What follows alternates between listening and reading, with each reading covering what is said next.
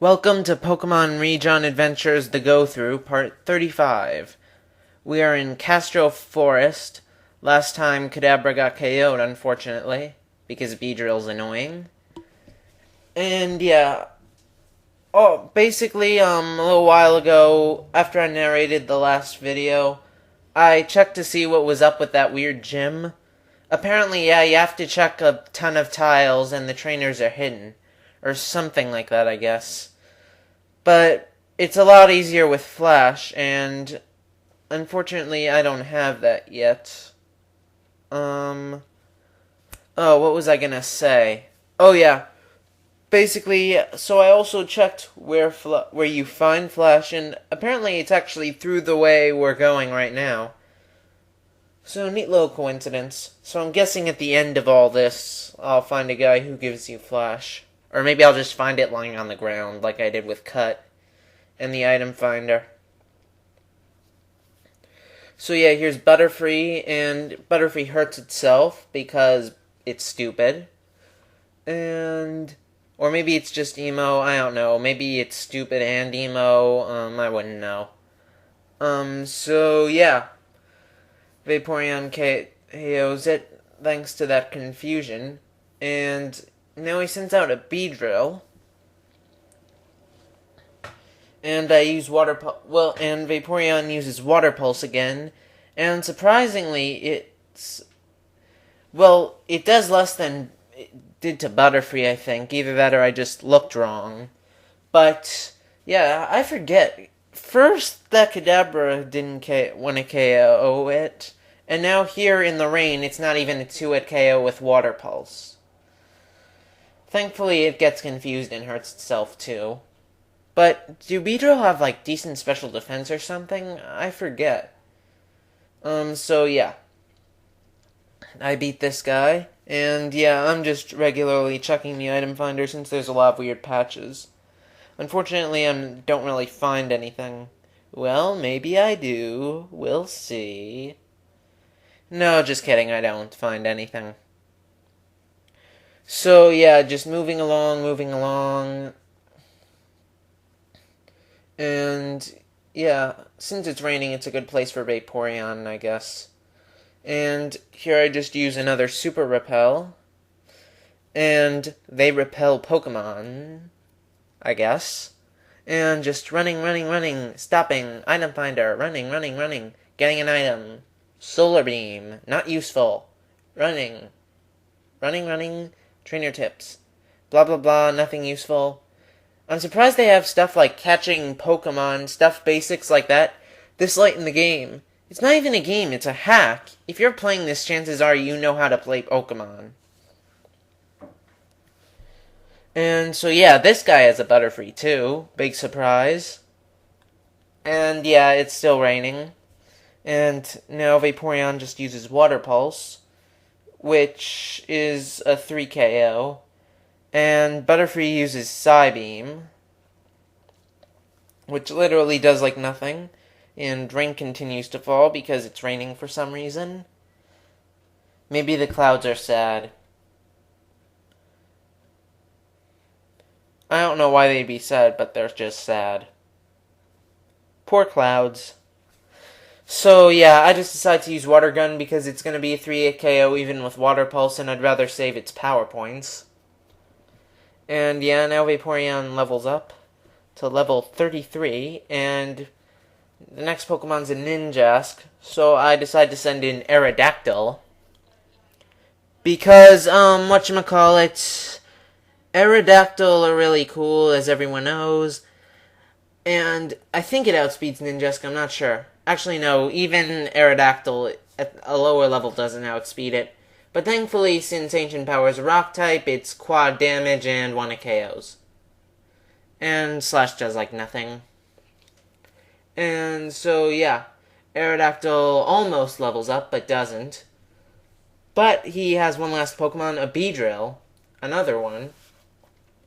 And I just go for a Wing Attack, and I actually get a crit. I'm not sure if it mattered or not, but whatever. And, yeah, down goes Beedrill, up goes Aerodactyl's experience bar, and up goes Aerodactyl's level. So, yeah. Oh, he lost. Okay, so I'm just running, checking all this stuff, item finder, stuff like that. Running. Here's a person. And, yeah, this is annoying, all that stuff.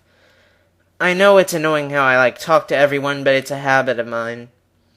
Granted, I probably wouldn't do it for a game I've already done. But I've never played Rijon Adventures, so I wouldn't know. And so, yeah, this person trades Nidorino for Nidorina. And, yeah, there's people fishing, and 2 Pichu eating berries. Yeah, that's much more exciting than seeing Hoenn. No, not Hoenn, no.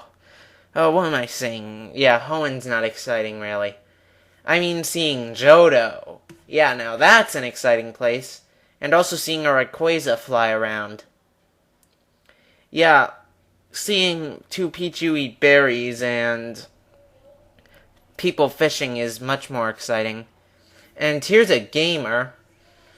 You know, anyone else notice how, the original Red, Blue, and Yellow were a bit more hardcore? Like, the original Team Rocket Grunts had whips. And actually, there was a group called, instead of Cool Trainers, I think, or maybe there were Cool Trainers, Tamers. They had whips. So both Rockets and Tamers had whips. Oh, and I forget if Tamers and Cool Trainers were the same or not in first gen. But whatever. But yeah, the Tamers had whips. Rockets had whips. And in the originals, these guys weren't called gamers either. They were called gamblers. Meh. I guess. Not sure if that came across. In case it didn't, I'll say it again. Meh.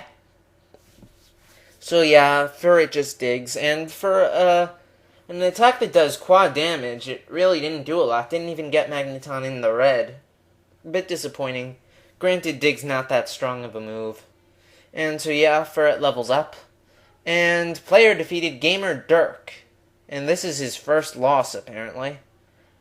And yeah, because using self-destruct with one of 2 Pokemon on your very first turn is a good idea. And so I just say screw it. I used the Revive on Kadabra.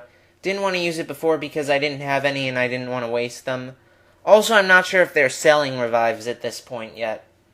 But I just say whatever. And yeah, I decide to fight one more trainer. And it's this guy down here. But first, here's an item. Great Ball doesn't matter much. And so yeah, Repel wears off, whatever. And so yeah, here's this guy. He's the best in his class. He trains every morning. So let's see what's so good about him. Let me guess. Oh, Rattata. Whoa. He has a Blastoise. That's actually pretty good. And so yeah, I just use Psybeam to see how much damage it does. But it protects, of course. Because all Blastoise, even in game ones, have to have Protect. So yeah, Kadabra uses Psybeam again. Does very little. Blastoise uses Water Gun. Does a fair bit. More than Psybeam did to it.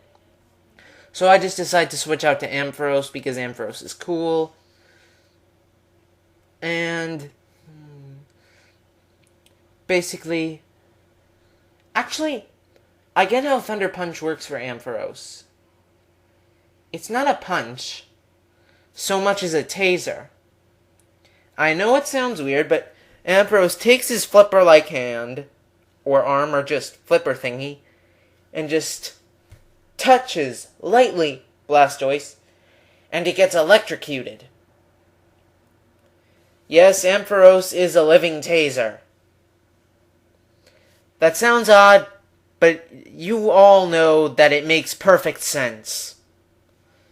So yeah, his next Pokemon's a Charizard. So yeah, apparently this guy has all of the Kanto starters. I mean, starter evolutions.